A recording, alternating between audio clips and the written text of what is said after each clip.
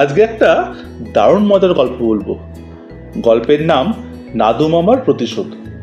লেখক গজেন্দ্র কুমার মিত্র। তাহলে শুরু করি। সব মানুষেরই একটা একটা ব্যাপারে খুব অহংকার থাকে। এমনি তো অনেক অহংকার, সে কথা বলছি না। অহংকার বলাটা অবশ্য একটু ভুল হলো। খুব উঁচু ধারণা থাকে নিজের সম্পর্কে। কেউ কেউ ভাবে তার মতো বুদ্ধি আর কারণ নেই। কেউ মনে করে তার মতো দূরদৃষ্টি কারও নেই। কেউ ভাবে হোক না তার রং কালো, তার মতো সুন্দর মানুষ পৃথিবীতে বড় একটা দেখা যায় না। এই ধরনের সব নানা ধারণা আর কি। আমাদের নাদু মামার বিশ্বাস তিনি ভগবানের কাছ থেকে এমন এক আশীর্বাদ নিয়ে এসেছেন যে কেউ তার কোনো অনিষ্ট করতে পারবে না। যদি কেউ করে তাহলে সেই ফল সেই লোককে ভোগ করতেই হবে। একটা ঘটনায় এই বিশ্বাস তার আরো মজবুত হয়ে গিয়েছিল। সগর্বে তিনি এই গল্প সকলের কাছে করে যেতেন। একটু কারোর সঙ্গে নতুন পরিচয় হলে তো আর রক্ষেই নেই, সেই লোকটাকে তার ওই গল্প শুনতেই হবে।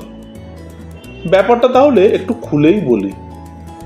অনেক দিন আগের কথা অবশ্য। তখন ট্রেনে এখনকার মতো এমন বেশি ভিড় হতো না। দুই একটা মেলা বা পাল পার্বণ কি পুজোর সময় ছাড়া রিজার্ভেশনের ঝামেলা ছিল না এত। একটু আগে উপরের বাঙ্কে একটা চাদর বিছিয়ে দিতে পারলেই হলো। রাত্রে শোবার জায়গা পাকা হয়ে রইল। সেখানে আর বড় একটা কেউ দাবি করতো না। দু একজন বদ লোক যে ছিল না তা অবশ্য নয়, মানে এক আধজন বলতো, আমরা মাল রাখার জায়গা পাচ্ছি না, দাঁড়িয়ে দাঁড়িয়ে যাচ্ছি, আর আপনি শুয়ে যাবেন, এ কেমন কথা। কিন্তু বেশিরভাগ ক্ষেত্রেই নিচে দাঁড়িয়ে গেলেও ওপরে লম্বা হয়ে শোয়া লোকটাকে কেউ বলতো না, ভাই একটু ছোট হয়ে শো, আমরাও বসি। নাদু মামা খুব ঘুরতেন, কাজে অকাজে। কাজেই এই ফন্দি তার জানা ছিল।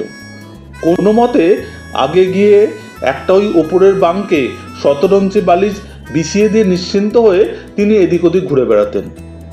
একবার এমনি আসছেন পাঞ্জাব এক্সপ্রেসে, নিচেই বসেছিলেন, বেশি রাত হতে ওপর উঠবেন। হঠাৎ তার মনে পড়ল এবারের জুতো জোড়া একবারে আন করা নতুন। কি করবেন ভাবছেন, এমন সময় নজরে পড়ল আশপাশে যারা বসে আছেন তারা সকলেই ঢুলছেন, কেবল একটা ভদ্রলোক সোজা চোখ নিয়ে বসে আছে। তাকে নাদু মামা জিজ্ঞাসা করলেন, আপনি কোথায় নামবেন? তিনি বললেন, মথুরায়। তারপর একটু হেসে বললেন, আপনি জুতোর কথা ভাবছেন তো? নিশ্চিন্ত হয়ে উপরে উঠে যান, আমি জেগেই আছি, ট্রেনে আমার একদম ঘুম হয় না। নিশ্চিন্ত হয়ে নাদু মামা উপরে উঠে গেলেন। ঘুম ভাঙলো ভোরবেলা। গাড়ি তখন পাটনা এসে পৌঁছেছে। চোখ খুলতেই আগে নজরে পড়ল সবাই যেমন বসে ঢুলছেন তেমনই আছেন, কেবল সামনের সেই ভদ্রলোকই নেই। নিচে নেমে দেখলেন আরও একটা পদার্থ নেই, তার আন করা নতুন জুতো জোড়া। কি আর করেন, খালি পায়েতেই নামতে হলো কলকাতায়। কেননা ভদ্রলোক যে জুতো জোড়া ফেলে গেছেন তার পরে নামা যায় না। নাদু মামা গুনে গুনে দেখলেন দু পাটি মিলিয়ে মোট 11টা তালি। তলায় আর হাফশোল দেবারও জায়গা নেই, এমনই দুরবস্থা। কিন্তু নাদু মামা রাগলেন না। বাড়ি এসে হেসে বললেন, কোথায় যাবে বেটা, আমার জিনিস চুরি করা, এর শোধ একদিন উঠবেই। এর প্রায় 10 বছর পরের কথা। আবার সেই লোকটির সঙ্গে দেখা হয়ে গেল নাদু মামার তুফান এক্সপ্রেসে দিল্লি থেকে ফেরার পথে। সে চিনতে পারেনি, নাদু মামা কিন্তু ঠিক চিনেছিলেন, কারণ লোকটার ডান চোখের কোণে একটা আঁচিল ছিল, ছোট্ট মতো।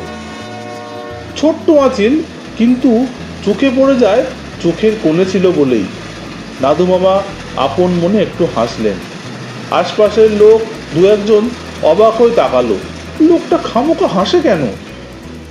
রাত্রে আবারও সেই অভিনয়। বাথরুম থেকে ফিরে জুতো খুলে হেঁট হয়ে বেশ করে পা মুছে ওপরে উঠতে যাচ্ছেন, বেছে বেছে সেই লোকটাকেই নাদু মামা বললেন, আপনি তো শুচ্ছেন না, একটু দেখবেন দয়া করে, নতুন জুতো একবারে। লোকটি বলল, আপনি নিশ্চিন্ত শুয়ে পড়ুন, ট্রেনে আমার একদম ঘুম হয় না। নাদু মামা নিশ্চিন্ত হয়ে শুতে চলে গেল। গভীর রাত্রে কি একটা স্টেশনে গাড়ি থেমেছে। তখনই একটা বিকট চিৎকারে আর্তনাদ বলাই উচিত, ঘুম ভেঙে গেল সকলের।